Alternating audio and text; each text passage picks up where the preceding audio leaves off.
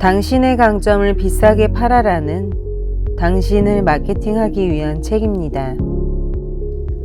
흔히 마케팅이라고 하면 상품이나 서비스를 판매하는 시스템을 떠올리지만 이 책에서 다루는 상품은 바로 당신입니다. 당신의 최대 가치를 끌어내 파는 방법을 알려줍니다.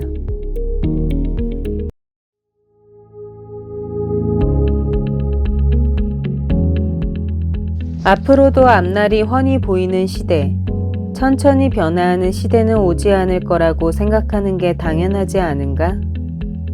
더 이상 습관처럼 이런 말을 되뇌면서 앞날을 걱정하는 일은 그만둬야 한다. 한치 앞은 어둠.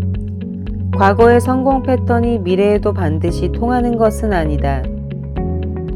비록 이런 전제가 달릴지라도 하루하루를 마음 편하게 지낼 비결은 있다. 바로 어떤 상황에서도 자신의 능력으로 돈을 벌 수 있다는 자신감을 지니는 것이다. 이러한 자신감으로 무장한 사람과 그렇지 않은 사람이 미래에 대해 느끼는 안도감은 하늘과 땅만큼이나 차이가 크다. 하지만 돈을 번다 또는 판다라는 말을 들으면 위화감이나 혐오감을 느끼는 사람도 분명 있을 것이다. 특히 억척스럽다고 할 만큼 너무 강한 기세로 구매를 강요하는 사람을 보면서 자신은 도저히 할 수 없는 일이라고 고개를 절레절레 저을 수도 있다. 하지만 파는 방법의 원리 원칙을 이해하고 실천하면 적극적으로 판매를 독촉하지 않아도 오히려 상품과 서비스는 저절로 팔리고 고객에게는 감사의 인사를 받기 마련이다. 또한 판다는 행위를 상대에게서 돈을 빼앗는 일이라고 인식하는 사람도 있을 것이다. 돈이 대가인 건 맞지만 이를 상품 또는 서비스를 제공한 데 대한 대가라고 인식하면 돈을 빼앗는 이미지로부터 떠오르기 쉽다.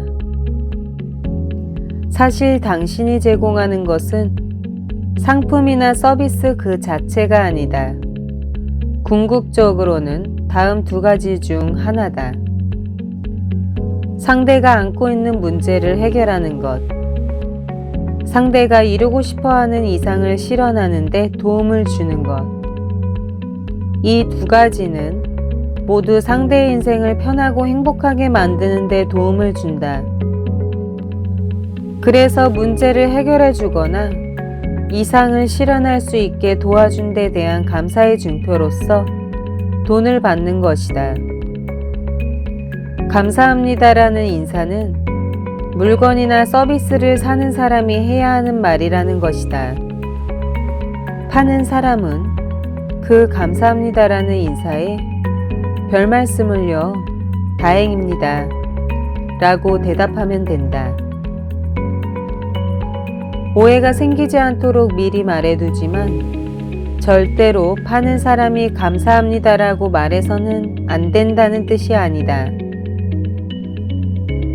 저희의 상품이나 서비스 또는 저희 회사를 선택해 주셔서 고맙습니다 라는 마음을 표현하는 것은 매우 훌륭한 일이다. 여기에서 말하고 싶은 핵심은 무엇을 파는 행위란 결코 상대에게서 무언가를 빼앗는 게 아니라 상대에게 도움이 되는 물건이나 일을 제공함으로써 그 감사의 증표로 돈을 받는 일이라는 사실이다. 따라서 사기와도 같은 상술로 사람을 현혹해 감사받지 못할 물건이나 서비스를 파는 것은 본래의 판다라는 의미와 전혀 다른 것이다. 가치 있는 물건이나 서비스를 필요로 하는 사람에게 제공하는 것. 이것이 바로 파는 행위의 본질이다. 그리고 그 감사의 증표로서 돈을 받는 것이 진정한 의미에서의 돈을 버는 일이다. 파는 방법에 원리 원칙만 숙지하면 취급하는 상품이나 서비스가 달라져도 그것이 당신 자신이어도 얼마든지 팔 수 있다. 그러므로 어떤 상황에서도 돈을 계속 벌 수 있다는 자신감을 갖게 되는 것이다. 실제로 파는 방법에는 원리 원칙이 분명히 존재한다. 하지만 그 원리 원칙은 학교에서도 직장에서도 배울 수가 없다. 직장에서는 먼저 이것을 하고 그 다음에는 이것을 하라. 고객을 대할 때는 이렇게 하라.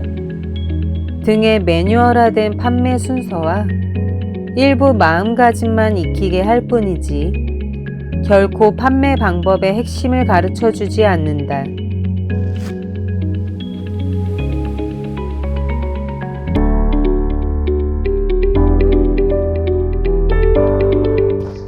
만약 자신이 할 수 있는 일을 쉽게 발견하지 못하는 경우에는 5가지 접근법을 활용해 찾길 바란다. 5가지 방법을 모두 다 실행할 필요는 없다. 자신에게 맞는 방법 또는 할 수 있을 것 같은 방법을 선택하고 시도해보자. 투입 시간. 자신이 지금 시간을 가장 들이고 있는 일 또는 과거에 시간을 가장 많이 들인 일은 무엇인가 생각하는 방법이다. 당신은 자각하지 못해도 남들보다 시간을 투자하고 있는 일은 다른 사람은 할 수 없는 일, 당신은 할 수 있는 일일 가능성이 크다.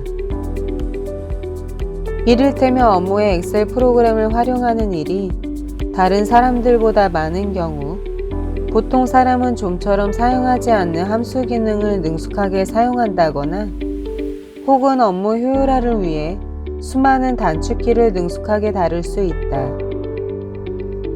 남들보다 조금 더 아는 정도라면 모르지만 당신이 당연하게 하고 있는 일이 실은 당연한 일이 아니며 훌륭한 전문가 수준일 수 있으니 그런 관점에서 찾자. 기본적으로 프로라고 불리는 사람은 그 일에 소비하는 시간이 굉장히 많은 법이다. 1만 시간의 법칙이라는 말을 자주 들어봤을 것이다. 투자하는 시간이 일정 수준을 넘어서면 질적인 전환을 일으킨다는 뜻이다. 그래서 프로라고 불리는 사람은 대체로 다른 분야의 프로에게 일을 맡기는 경향이 있다. 이는 자신이 다른 분야의 스킬이나 지식을 익히는 게 얼마나 어려운 일인지를 이해하고 자신이 그만큼의 시간을 쏟기보다 다른 분야의 프로에게 일을 맡기는 경향이 있다. 이는 자신이 다른 분야의 스킬이나 지식을 익히는 게 얼마나 어려운 일인지를 이해하고 자신이 그만큼의 시간을 쏟기보다 다른 사람의 능력 또는 시간을 빌리는 편이 훨씬 더 효율적이라는 사실을 잘 알고 있기 때문이다. 시야 확대. 일 이외의 사적인 부분까지 포함해서 시야를 넓혀서 찾는 방법이다. 일에서는 눈에 띄는 활약을 하지 못했다고 생각되어도 취미나 지역 활동의 영역에서 다른 사람이 좀처럼 따라할 수 없는 일을 할 수 있는 사람도 있다. 이를테면 오랫동안 지역 자치회장을 맡고 있으면서 주민들이나 행정기관과의 교섭에 능숙한 사람도 있다. 그러한 사람은 훌륭한 조율 능력을 갖고 있는 것이다. 유화로 인물화를 무척 아름답게 그릴 수 있는 능력도 좋다. 그러한 관점에서 어찌됐든 할 수 있다고 생각되는 일을 찾아보자. 스케일업. 다음은 스케일업이다. 대충 머리를 짜내 할 수 있는 일을 생각해 봤지만 왠지 너무 평범하게 느껴져 마음에 쏙 들지 않는 경우에 사용할 수 있는 방법이다.